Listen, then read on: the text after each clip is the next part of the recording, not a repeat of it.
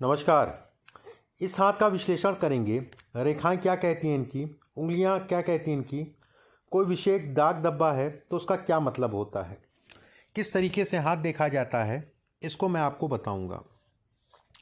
सबसे पहले अगर बात करें इनके पूरे हाथ की, इनका पूरा हाथ अगर देखा जाए ठीक ठाक सी लंबाई में हाथ, चौड़ाई अगर हाथ की देखें तो बेहद अच्छी है।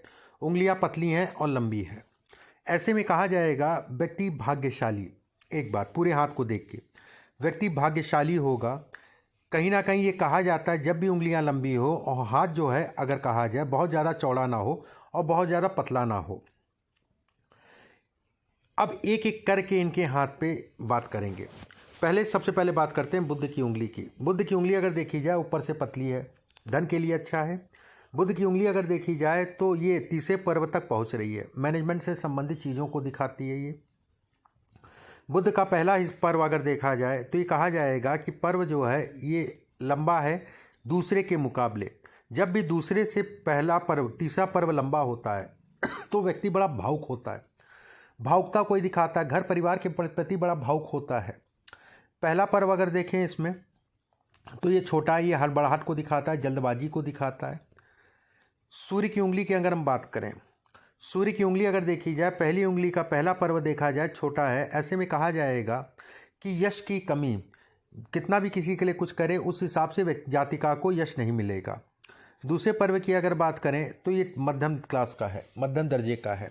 ऐसे में कहा जाएगा कि घर के बाहर कहीं ना कहीं लोगों का मान सम्मान मिलेगा। तीसरा पर्व अगर कहा जाए लंबा है, ऐसे में कहा जाएगा जातिका अपना धन खुद कमाएगी।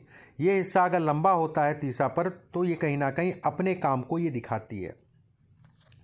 इस उंगली की बात करें, शनि की उंगली की अगर हम बात करें तो ठीक ठाक सी लंबी है। शनि के पहले पर्व की अगर बात करें तो ये कहा जाएगा कि ये पर्व आपके कर्म को दिखाता है, इस पर किसी प्रकार का कोई दाग धब्बा नहीं है। ऐसे में कहा जाएगा कर्म से संबंधित चीज़ों के लिए अच्छा है।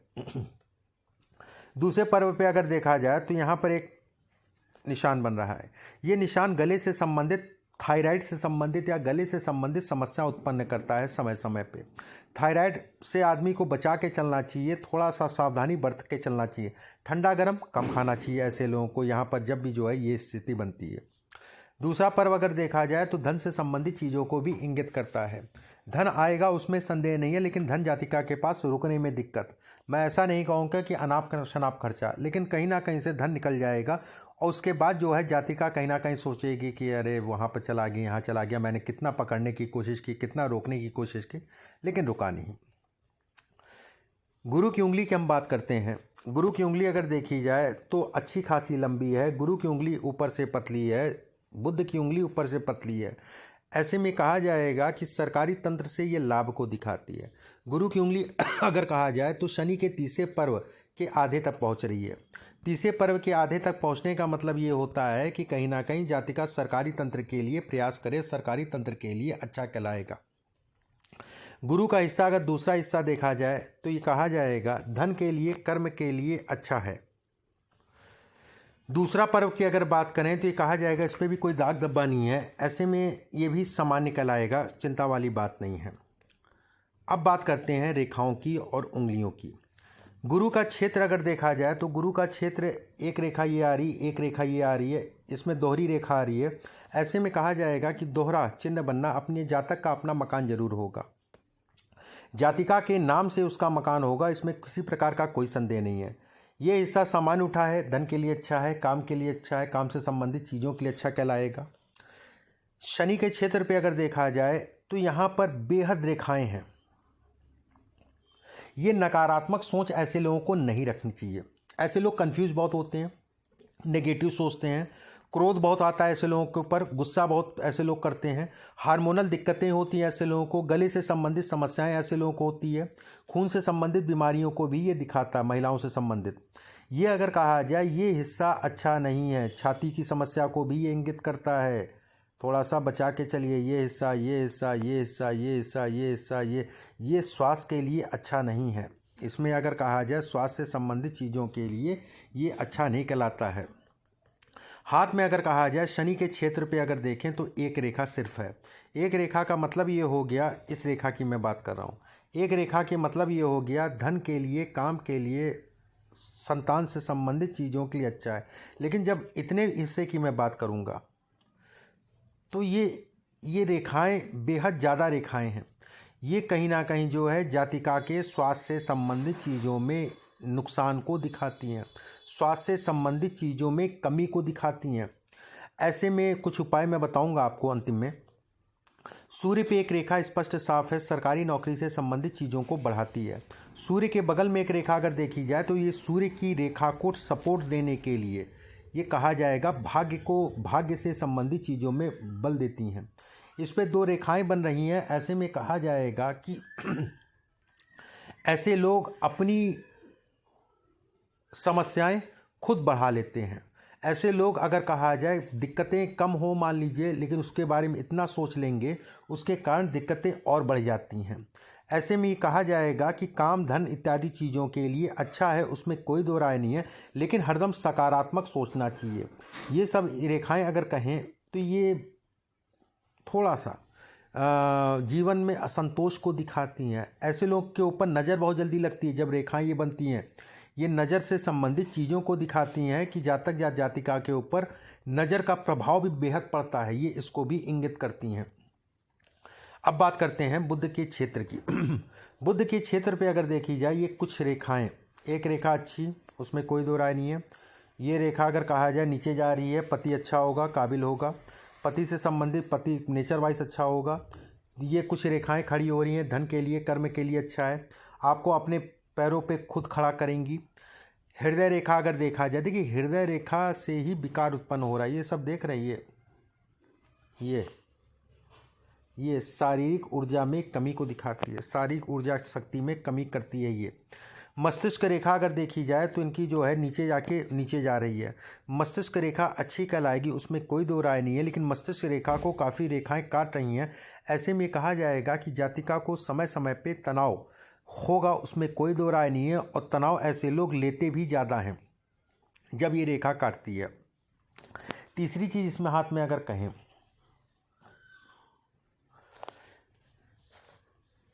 जीवन रेखा अगर कहा जाए पूर्ण रूप से गोलाई में है, एक अच्छा संकेत। जीवन रेखा अगर कहा जाए ठीक ठाक सी लंबाई में है, एक अच्छा संकेत। धन इत्यादि चीज़ों के लिए, काम इत्यादि चीज़ों के लिए ये अच्छा कहलाएगा। जीवन रेखा अगर कहा जाए आपकी एक रेखा ये लंबी बन रही है, ये संतान का सुख है, संतान से संबंधित सुखों को दिखाती है, संतान से संबंधित सुखों को ये बढ़ाती है। लेकिन जो भी संतान होगी उसका सुख मिलेगा, उसमें कोई दो राय नहीं है, लेकिन थोड़ा सा आपसे गुस्सा आपके ऊपर बहुत करेगी। भाग्य रेखा पे अगर देखा जाए तो एक ट्रायंगल का निशान बन रहा है। ये ट्रायंगल अगर कहा जाए जीवन में सफलता को दिखाती है। मस्तिष्क रेखा से बनने वाला ट्रायंगल अगर कहें तो ये ऊर्जा शक्ति को भी बढ़ाती है। इस हाथ में अगर कहा जाए अंगूठे की बात कर लेते हैं। अंगूठा अगर देखा जाए ऊपर से पतला है, बेहद अच्छा संकेत है। अंगूठे पे जौ का साइन है। अंगूठे की लेंथ अगर कहा जाए ये छोटी है।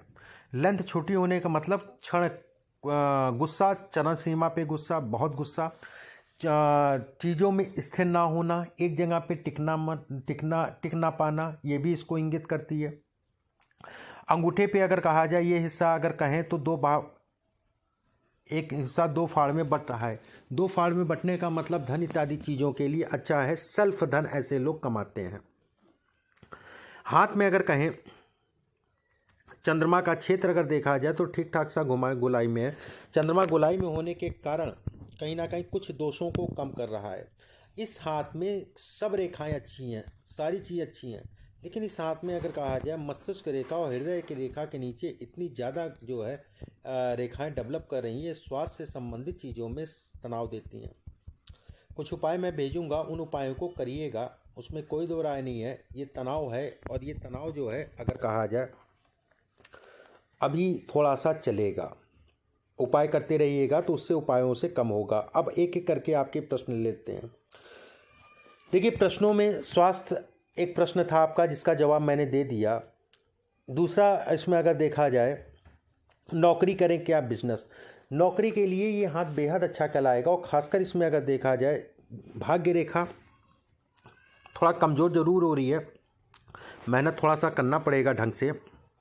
रेखा अगर टूट रही है तो ये मेहनत कराती है। रेखा अगर कहा जाए स्पष्ट साफ है, ये सरकारी नौकरी के लिए अच्छी है। अंगूठा अगर कहा जाए तो आपका जो है ऊपर जाके पतला है। जौ का साइन पूरा बना हुआ है। गुरु की उंगली, ये दोनों हिस्सा अगर कहा जाए पतला है, और पूरे हाथ में अगर कहें तो उंगलियां लंबी हैं। ऐसे में कहा जाएगा सरकारी नौकरी से संबंधित अच्छे योग हैं। खासकर उसका जो समय बनेगा, वो समय अगर देखा जाए साल 2022 अक्टूबर या साल 2022 सितंबर अक्टूबर से शुरू होगा, और साल 2023 में आपको कहीं ना कहीं सफलता मिल जाएगी। इसमें सरकारी नौकरी के लिए प्रयास करिए। सरकारी नौकरी में भी कहा जाए तो टीचिंग से संबंधित या बैंकिंग या अकाउंट से संबंधित काम आपके लिए अच्छा कहलाएगा। इसके बाद आपका प्रश्न जो है, इसके बाद आपने पूछा अपना घर कब तक होगा। देखिए, इसमें घर की अगर मैं बात करूं, घर में तो अभी समय लगेगा। खासकर अगर कहा जाए एक समय आपके लिए मिलेगा साल 2025 और 26 का। अगर उस समय पे बन गया 25 और 26 का मतलब हो गया आज से लगभग 5 साल बाद। 98 आपकी जो है डेट ऑफ बर्थ है, और इसके हिसाब से आप 22 साल की हो गई। 26 और 27 साल की उम्र में एक समय है, ठीक है। 26 और 27 साल की उम्र में, उस समय पे अगर देखा जाए ये रेखाएं जो खड़ी हो रही हैं, ये घर से संबंधित चीज़ों में योग बनाती हैं प्रबल, ठीक है। लेकिन बन गया तो बन गया वाली स्थिति है, बहुत मजबूत योग नहीं है। इस हाथ में अगर ये देखा जाए ये मकान है, इस हाथ में अगर देखा जाए तो ये मकान है। ये दोनों योग मकान से संबंधित चीज़ों को दिखाते हैं कि जातिका का अपना मकान बनेगा। मेन समय अगर इसमें देखा जाए तो ये कहा जाएगा मेन समय लगभग 2031 और 32 में जातिका का अपना मकान बनेगा। 2031 और 32 में जातिका का अपना मकान बनेगा। इसके बाद अगर देखें हाथ में आपने प्रश्न किया है कि संतान का व्यवहार कैसा रहेगा माता के प्रति। देखिए, संतान की अगर बात करें तो गुरु बनेगा, संतान का भाव का स्वामी। संतान हाथ में अगर कहें तो गुरु बनेगा, गुरु इसमें अच्छा है। मंगल अगर देखा जाए तो ये कहा जाएगा थोड़ा सा जो भी संतान होगी गुस्सैल होगी, ठीक है, लेकिन तेज होगी। संतान अच्छी होगी, इसमें कोई संदेह नहीं है। ऐसे लोग की संतान जायज़ होती है, काबिल होती है ऐसे लोग की संतान। लेकिन जब भी ये हिस्से पे अगर कहें ये क्रोध है, ये भी अगर कहा जाए तो खून से संबंधित बीमारी को दिखाता है, ठीक है। छाती से संबंधित और गला इत्यादि चीज़ें जो भी मैंने बताया हार्मोन से संबंधित, ये समस्याओं को दिखाता है। ये क्रोध भी दिखाता है, ठीक है। थोड़ा सावधानी बरतना, बाकी संतान से संबंधित कोई समस्या वाली बात नहीं है इस हाथ में। तीसरी चीज़ में अगर कहा जाए स्वास्थ्य को ठीक रखने के लिए उपाय, बेटा मैं आपके व्हाट्सएप पे उपाय भेज दूंगा। इसमें अगर कहा जाए तो एक मोती आप पहन लेना सीधे इसी हाथ में, इस जगह पे अपने वजन से 2 रत्ती ज़्यादा। हाथ आपका अच्छा है, उसमें कोई दो राय नहीं है। हाथ में अगर कहा जाए ये सब रेखाएं ठीक है, कोई चिंता वाली बात नहीं है। लेकिन हाथ में अगर कहें तो ये जो मैंने हिस्सा बताया, ये हिस्से में रेखाएं ज़्यादा होने का मतलब शारीरिक ऊर्जा, जातिका ऊर्जाशील होती है, लेकिन उस हिसाब से ऊर्जा का वहन नहीं हो पाता है। ये रेखाएं अगर कहा जाए धर्म कर्म पूजा पाठ से संबंधित चीज़ों को दिखाती है। ये रेखा अगर कहा जाए तो कहीं ना कहीं शिक्षा से संबंधित चीज़ों को दिखाती है। ये रेखा अगर कहा जाए तो ये कहा जाएगा कि जातिका कहीं ना कहीं घर से दूर जाके पति के साथ आने वाले समय में बसेगी, लेकिन वो भी खराब नहीं है, ठीक है। और ख़ासकर इसमें 2000 जब आप 35 साल की उम्र होगी, 35 और 36 साल की उम्र में जो है थोड़ा सा शारीरिक कष्ट मिलेगा, ठीक है। और बाकी जो है कोई डरने वाली बात नहीं है। वो कष्ट थोड़ा सा अगर कहा जाए हॉस्पिटल लेके जाएगा, 2-4 दिन लगेगा, लेकिन उबर जाओगी। मौजूदा समय पे मैं ये कहूँगा जो उपाय मैं भेजूँगा उन उपायों को करना शुरू कर देना, उससे आपके स्वास्थ्य से संबंधित चीज़ों में असर पड़ेगा और कहीं ना कहीं स्वास्थ्य आपका जो है कुछ बेहतर होगा। उपाय मैं आपके व्हाट्सएप पे भिजवा दूँगा। अभी के लिए बस इतना ही। नमस्कार।